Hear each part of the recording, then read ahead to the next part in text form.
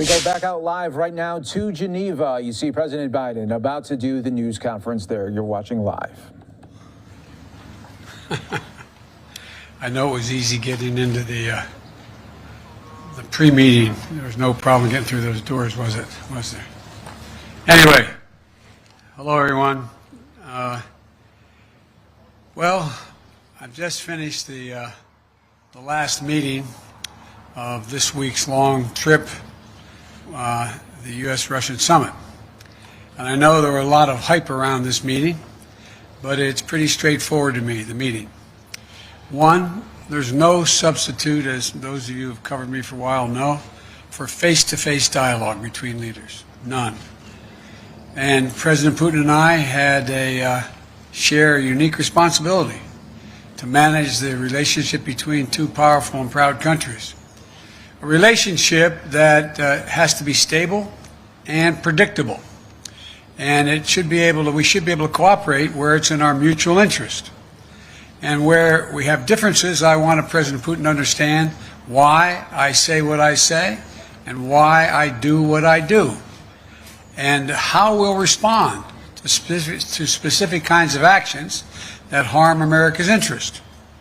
Now, I told President Putin my agenda is not against Russia or anyone else. It's for the American people. Fighting COVID-19, rebuilding our economy, reestablishing relationships around the world with our allies and friends, and protecting the American people. That's my responsibility as president. I also told him that no president of the United States could keep faith with the American people if they did not speak out to defend our democratic values, to stand up for the universal and fundamental freedoms that all men and women have, in our view. That's just part of the DNA of our country. So human rights is going to always be on the table, I told him. It's not about just going after Russia when they violate human rights. It's about who we are. How could I be the President of the United States of America and not speak out against the violation of human rights? I told him that unlike other countries, including Russia, we're uniquely a product of an idea. You've heard me say this before again and again, but I'm going to keep saying it. What's that idea? We don't derive our rights from the government. We possess them because we're born, period. And we yield them to a government. And so the forum, I pointed out to him that that's why we're going to raise our concerns about cases like Alexei Navalny. I made it clear to President Putin that we'll continue to raise issues of fundamental human rights, because that's what we are. That's who we are. The idea is we hold these truths self-evident, that all men and women, we haven't lived up to it completely, but we've always widened the arc of commitment and included more and more people. And I raised the case of two wrongfully imprisoned American citizens, Paul Whelan and Trevor Reed. I also raised the ability of Radio Free Europe and Radio Liberty to operate, and the importance of a free press and freedom of speech. I made it clear that we will not tolerate attempts to violate our democratic sovereignty or destabilize our democratic elections, and we would respond. The bottom line is, I told President Putin that we need to have some basic rules of the road that we can all abide by. I also said there are areas where there's a mutual interest for us to cooperate. For our people, Russian and American people, but also for the benefit of the world and the security of the world. One of those areas is strategic stability. You asked me many times, what was I going to discuss with Putin before I came? I told you I only negotiate with the individual, and now I can tell you what I was intending to do all along. And that is to discuss and raise the issue of strategic stability and try to set up a mechanism whereby we dealt with it. We discussed in detail the next steps our country should take on arms control measures, the steps we need to take to reduce the risk of unintended conflict. And I'm pleased that you agreed today to launch a bilateral strategic stability dialogue. Diplomatic speak for saying get our military experts and our diplomats together to work on a mechanism that can lead to control of new and dangerous and sophisticated weapons that are coming on the scene now. that reduced the times of response, that raised the prospects of accidental war. And we went into some detail of what those weapon systems were. Another area we spent a great deal of time on was cyber and cybersecurity. I talked about the proposition that certain critical infrastructure should be off limits to attack, period, by cyber or any other means. I gave them a list. If I'm not mistaken, I don't have it in front of me, 16 specific entities, 16 defined as critical infrastructure under U.S. policy, from the energy sector to our water systems. Of course, the principle is one thing. It has to be backed up by practice. Responsible countries need to take action against criminals who conduct ransomware activities on their territory. So we agreed to task experts in both our countries to work on specific understandings about what's off limits and to follow up on specific cases that originate in other countries, in either of our countries. There's a long list of other things we spent time on, from the urgent need to preserve and reopen the humanitarian corridors in Syria so that we can get food, just simple food and basic necessities, to people who are starving to death.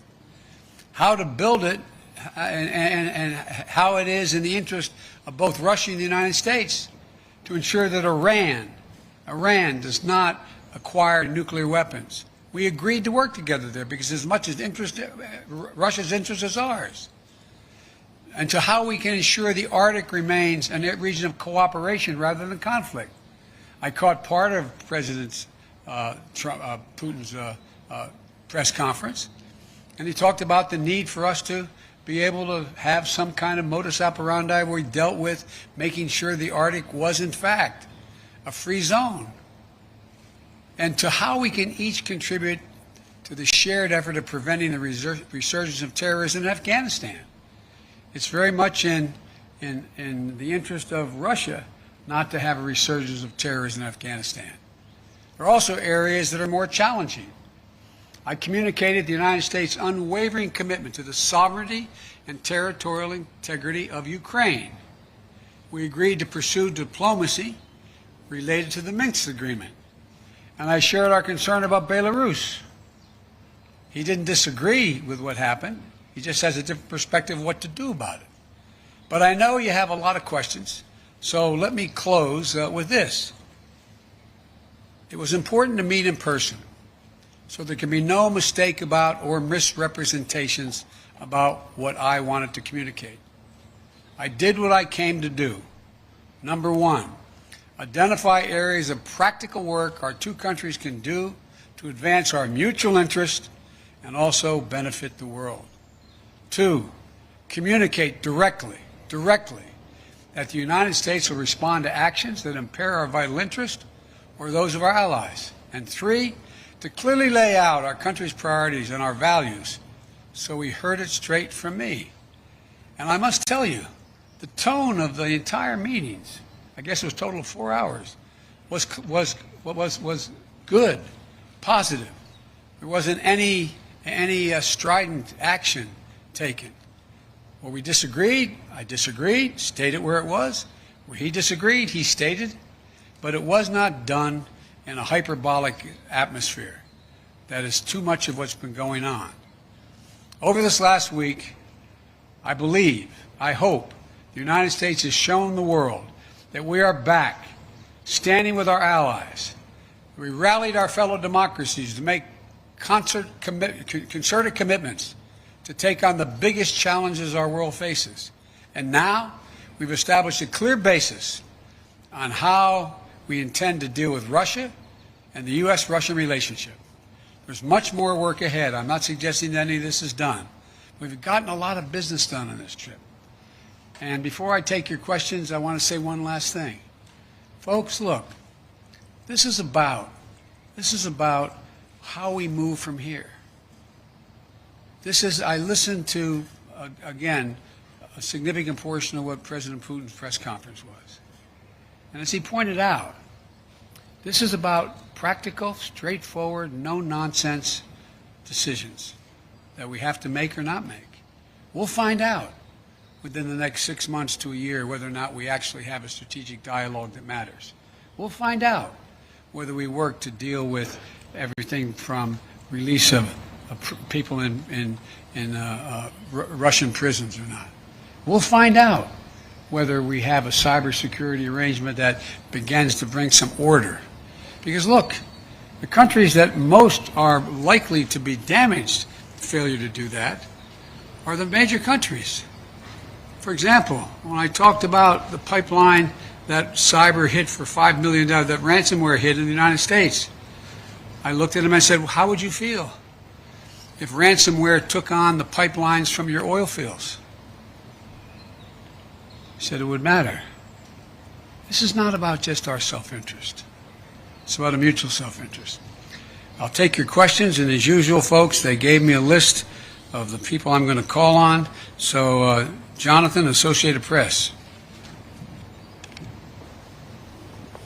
Thank you, sir.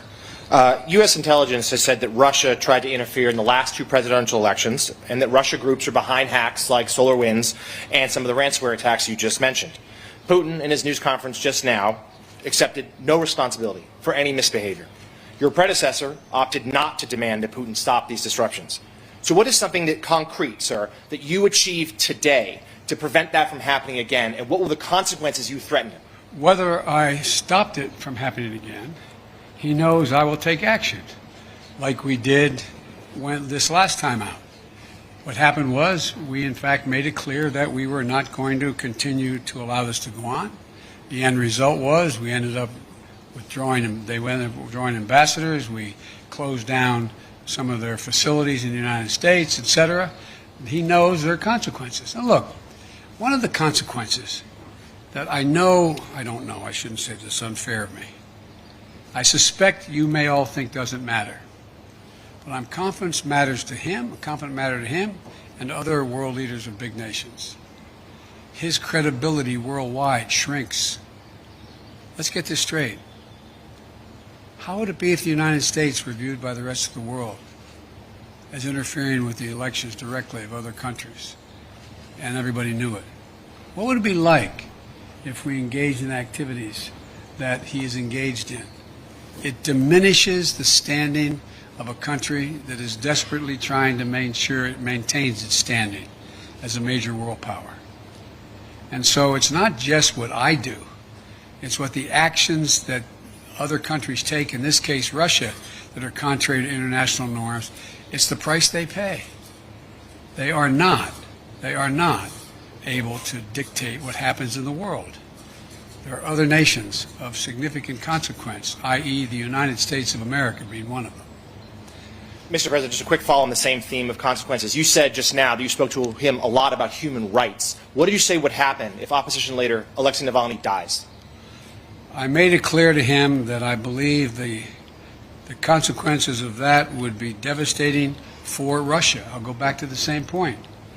What do you think happens when he's saying it's not about hurting Navalny, all the stuff he says to rationalize the treatment of Navalny, and then he dies in prison? I pointed out to him that it matters a great deal when a country, in fact, and they asked me why I thought it was important to continue to have problems with the president of Syria. I said because there's a violation of international norm. It's called the Chemical Weapons Treaty. It can't be trusted. It's about trust.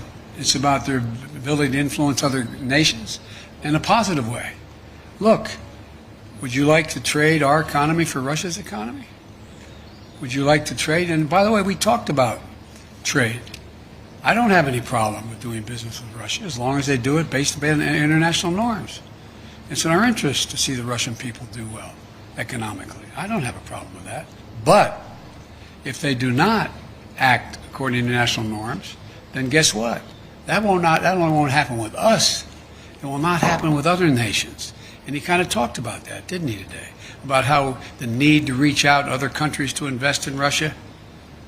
They won't, as long as they are convinced that, in fact, the violations, for example, the American businessman who was in house arrest and I pointed out, you want to get American business to invest, let them go.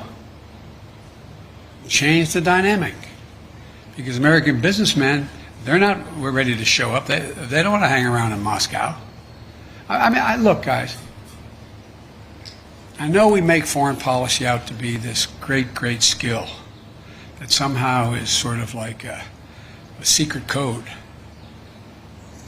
All foreign policies is a logical extension of personal relationships. It's the way human nature functions. And understand, when you run a country that does not abide by international norms, and yet you need those international norms to be somehow managed so that you can participate in the benefits that flow from them, it hurts you. That's not a satisfying answer. Biden said he'd invade Russia. It's not, By the way, that was a joke.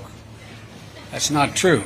But my generic point is, it is more complicated than that. David Sanger. I thought I just saw David. There he is. Thank you, Mr. President. In the run-up to this, there's been a lot of talk about the two countries spilling down into a Cold War. And I'm wondering if there was anything that you emerged from in the discussion that made you think that With your permission, I'm going to take my coat off. The sun is hot. The sun is hot. Anything that would make you think that Mr. Putin has decided to away from his fundamental role as a disruptor, particularly a disruptor of NATO and the United States. And if I could also just follow up on your description of how you gave him a list of critical infrastructure in the United States, did you lay out very clearly what it was that the penalty would be for interfering in that critical infrastructure? Did you leave that vague? Did he respond in any way to it? Let me answer your first. Well, I'll answer your second question first. I pointed out to him we have significant cyber capability, and he knows it. He doesn't know exactly what it is, but it's significant. And if in fact they violate these basic norms, we will respond. Cyber. He knows. In the cyber way. Number two, I think that the last thing he wants now is a Cold War. Without quoting him, which I don't think is appropriate, let me ask a rhetorical question. You got a multi-thousand-mile border with China. China's moving ahead, hell-bent on election, as they say, seeking to be the most powerful economy in the world, the largest, and the most powerful military in the world. You're in a situation where your economy is struggling. You need to move it in a more aggressive way than in terms of growing it. And I don't think he's looking for a Cold War with the United States. I don't think it's about as I said to him, I said, your generation and mine are about 10 years apart. This is not a kumbaya moment, as they used to say back in the 60s in the United States, like, let's hug and love each other. But it's clearly not in anybody's interest, your country's or mine, for us to be in a situation where we're in a new Cold War. And I truly believe he thinks that. He understands that. But that does not mean he's ready to, quote, figuratively speaking, lay down his arms and say, come on. He still, I believe, is concerned about being, quote, encircled. He still is concerned that we, in fact, are looking to take him down, etc. He still has those concerns. But I don't think they are the driving force as to the kind of relationship he's looking for with the United States. Jennifer Jacobs.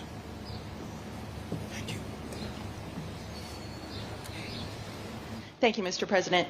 Is there a particular reason why the summit lasted only about 3 hours? We know you had maybe allotted 4 to 5 hours. Was there any reason it ran shorter? Also, President Putin said that there were no threats or scare tactics issued. Do you agree with that assessment, that there were no threats or scare tactics? Yes. And also, did you touch on Afghanistan and the safe withdrawal of troops? Yes, and yes. Let me go back to the first part. The reason it didn't go longer is when the last time two heads of state have spent over 2 hours in direct conversation across the table, going into excruciating detail. You may know of time, I don't. I can't think of one. So we didn't need, as we got through when we brought in the larger group, our our defense, our intelligence, and our foreign, well, my foreign minister was foreign minister. My Secretary of State was with me the whole time. Our ambassador, et cetera. We brought everybody in. We had covered so much. And so there was a summary done by him and by me of what we covered. Lavrov and Blinken talked about what we had covered. We raised things that required more amplification or made sure we didn't have any misunderstandings. And so it was kind of after 2 hours there, we looked at each other like, okay, what next? What is going to happen next is we're going to be able to look back, look ahead in 3 to 6 months and say, did the things we agreed to sit down and try to work out, did it work? Are we closer to a major strategic stability talks and progress? Are we further along in terms of and go down the line? That's going to be the test. I'm not sitting here saying because the President and I agreed that we would do these things that all of a sudden it's going to work. I'm not saying that. What I'm saying is I think there's a genuine prospect to significantly improve the relations between our two countries without us giving up a single solitary thing based on principle and our values. No, there were no threats. There were, as a matter of fact, I heard he quoted my mom and quoted other people today. It was very, as we say, which will shock you coming from me, somewhat colloquial. And we talked about basic fundamental things. And you know how I am. I explain things based on personal basis. What happens if, for example. And so there were no threats, just as simple assertions made, and no, well, if you do that, then we'll do this, with anything I said. It was just letting him know where I stood, what I thought we could accomplish together, and what, in fact, if there were violations of American sovereignty, what we would do.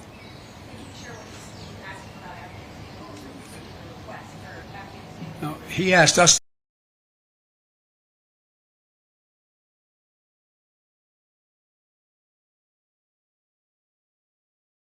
He indicated that he was prepared to, quote, help on Afghanistan. I won't go into detail now, and help on Iran, and help on. And in return, we told him about what we wanted to do relative to bringing some stability and economic security, or physical security, to the people of Syria and Libya. So we had those discussions.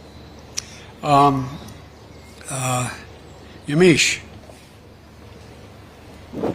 Thanks so much, Mr. President. You say that you didn't issue any threats? Were there any ultimatums made when it comes to ransomware? And how will you measure success, especially when it comes to these working groups on Russian meddling and on cybersecurity? Well, it's going to be real easy. They either, for example, on cybersecurity, are we going to work out where they take action against the ransomware criminals on Russian territory? They didn't do it. I don't think they planned it in this case. And are they going to act? We'll find out. Will we commit? What can we commit to act in terms of anything affecting, violating international norms that negatively affects Russia? What are we going to agree to do? And so I think we have real opportunities to move. And I think that one of the things that I noticed when we had the larger meeting is that people who are very, very well informed started thinking, you know, this could be a real problem. What happens if that ransomware outfit were sitting in Florida or Maine and took action, as I said, on their single lifeline to their economy, oil? It'd be devastating. And they're like, you could see them kind of go, oh, we'd do that, but like, whoa. So it's in everybody's interest that these things be acted on. We'll see, though, what happens from these groups we put together. The third one, yes, go ahead. When President Putin was questioned today about human rights, he said the reason why he's cracking down on opposition leaders is because he doesn't want something like January 6th to happen in Russia. And he also said that he doesn't want to see groups formed like Black Lives Matter. What's your response to that, please? My response is kind of what I communicated, that I think that's a ridiculous comparison. It's one thing for literally criminals to break through cordon, go into the Capitol, kill a police officer, and be held unaccountable, and it is for people objecting and marching on the Capitol and saying, you are not allowing me to speak freely. You are not allowing me to do A, B, C, or D. And so they're very different criteria. Steve Holland, Reuters. President Putin said he was satisfied with the answer about your comment about him being a killer. Could you give us your side on this? What did you tell him? He's satisfied. Why would I bring it up again? And now that you've talked to him, do you believe you can trust him? Look, this is not about trust. This is about self-interest and verification of self-interest. That's what it's about. So I virtually almost anyone that I would work out an agreement with that affected the American people's interest, I don't say, well, I trust you, no problem. Let's see what happens. You know, as that old expression goes, the proof of the pudding's in the eating. We're going to know shortly. Igor, Radio Free Europe and Radio Liberty. Hello, Mr. President. Hello, Mr. President. You want to go in the shade? You can't. Can you see? Yeah. All right. Yeah. I think attacks in civil society and the free press continue inside Russia. Yes. For example, Radio Free Europe. Yes. Radio Liberty, Voice of America, Current Time TV channel where I work, branded foreign agents, and several other independent media. So we are essentially being forced out in Russia 30 years after President Yeltsin invited us in. My question is, after your talks with President Putin, how interested do you think he is in improving the media climate in Russia? I wouldn't put it that way, in terms of improving the climate. I would, in fact, put it in terms of how much interest does he have in burnishing Russia's reputation that is viewed as not being contrary to democratic principles and free speech. That's a judgment I cannot make. I don't know. But it's not because I think he's interested in changing the nature of a closed society or closed government's actions relative to what he thinks is the right of government to do what it does. It's a very different approach. There's a couple of really good biographies. I told him I read most everything he's written and the speeches he's made, and I've read a couple of very good biographies, which many of you have as well. And I think, and I pointed out to him that Russia had an opportunity, that brief shining moment after Gorbachev and after things began to change drastically, to actually generate a democratic government. But what happened was it failed, and there was a great race among Russian intellectuals to determine what form of government would they choose and how would they choose it. And based on what I believe Mr. Putin decided was that Russia has always been a major international power when it's been totally united as a Russian state, not based on ideology, whether it was going back to Tsar and commissars straight through to the revolution, the Russian Revolution, and to where they are today. And I think that it's clear to me, and I've said it, that I think he decided that the way for Russia to be able to sustain itself as a great, quote, great power is to, in fact, unite the Russian people on just the strength of the government. The government controls, not necessarily ideologically, but the government. And I think that's the choice that was made. I think I'm not going to second guess whether it could have been fundamentally different, but I do think it does not lend itself to Russia maintaining itself as one of the great powers in the world.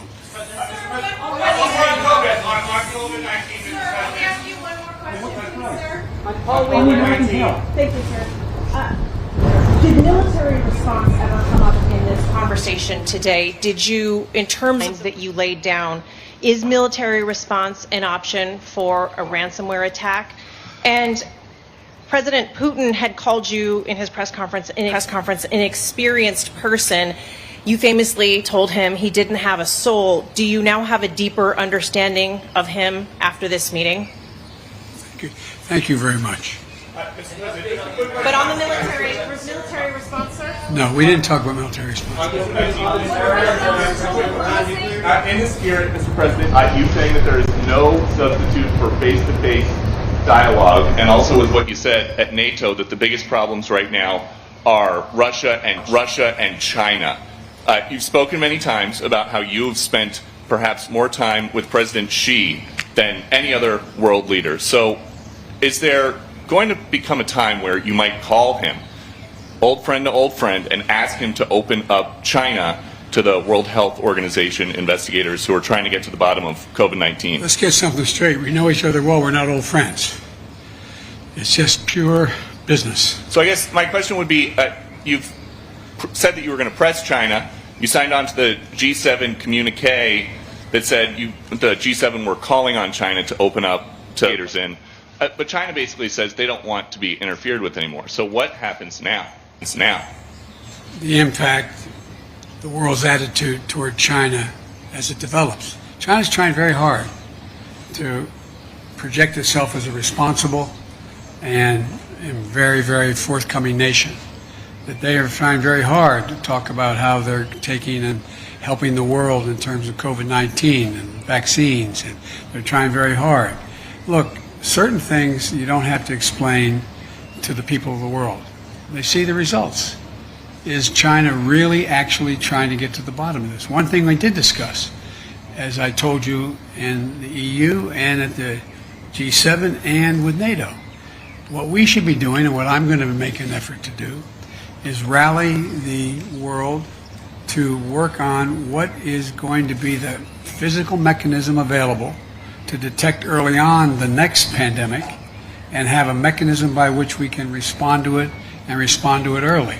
It's going to happen. It's going to happen, and we need to do that. Thank you.